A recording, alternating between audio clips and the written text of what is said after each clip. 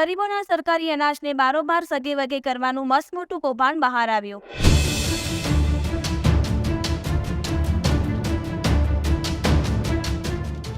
નાની કડી અંબિકા ઇન્ડસ્ટ્રીઝમાં રાજ્ય તથા જિલ્લા પુરવઠા વિભાગનું ઓપરેશન સમગ્ર ઉત્તર ગુજરાતમાંથી ચોખા ઠલવાતા હોવાની તંત્રને આશંકા લાગી હતી, જેમાં ચોખાની કણકી બનાવીને તેને પોર્ટુગલ દેશમાં ડબલ ભાવે વેચવામાં આવતો હતો।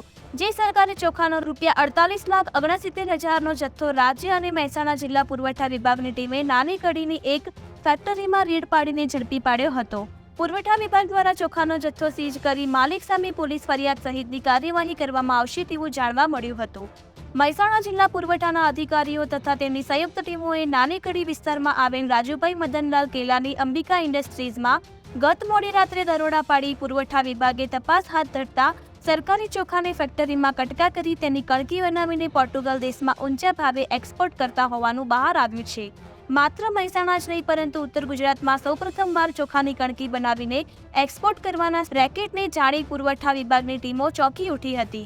પુરવઠા વિભાગના સૂત્રોના જણાવ્યા મુજબ લાખોની કિંમતનો ઝડપાયેલો ચોખાનો આ જથ્થો પ્રાથમિક તપાસમાં સરકારી ચોખાનું હોવાનું જાણવા મળ્યું છે।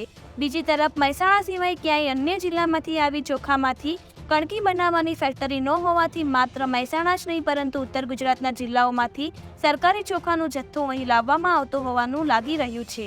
અનાજ માફિયાઓ ગરીબોનું અનાજ ગુજરાતમાં જ નહીં પણ દેશ વિદેશમાં બારોબાર કરવામાં માહિર બન્યા।